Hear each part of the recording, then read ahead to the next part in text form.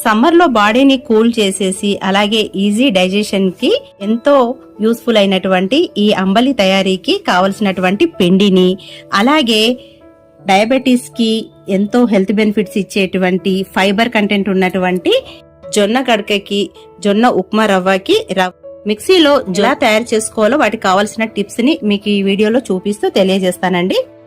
జొన్నలు ఆరోగ్యానికి ఎంతో మంచిదండి. సమ్మర్ లో ఎస్పెషల్ గా జొన్న అంబలి, జొన్న గడక చేసుకుంటూ ఉంటారు. అయితే ఈ జొన్నలని మనము పిండి మరలో పట్టిస్తుంటే సన్న సన్నగా ఇసుక వస్తుందండి. ఆ ఇసుక రాకుండా ఉండడం కోసమని ఇంట్లోనే మిక్సీ వేసుకోవచ్చు.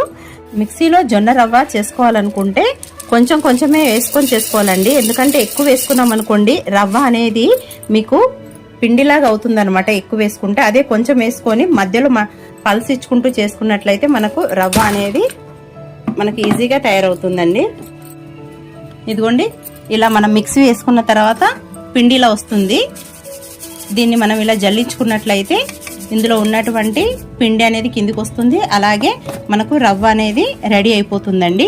ఇందులో ఒకవేళ ఎక్కువగా జొన్నలు కనుక వచ్చినట్లయితే వాటన్నింటినీ తీసి పక్కన పెట్టండి. కొంచెం ఏవైనా కొంచెం లావుగా అనిపించినట్లయితే ఇలా తీసేసి అన్ని ఒక పక్కన పెట్టేసుకుంటే వీటిని కూడా ఒకసారి ఒక పల్స్ ఇచ్చినట్లయితే అవి కూడా మనకు రవ్వ అయినా లేదంటే పిండిలాగైనా అవుతుంది. వేస్ట్ ఏది కాదనమాట.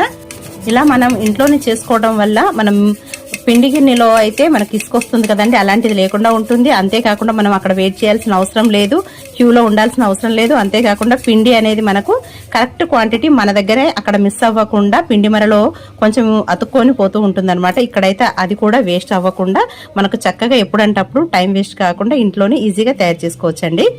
ఈ వీడియో మీకు యూస్ఫుల్ అనిపిస్తే లైక్ అండ్ షేర్, సబ్స్క్రైబ్.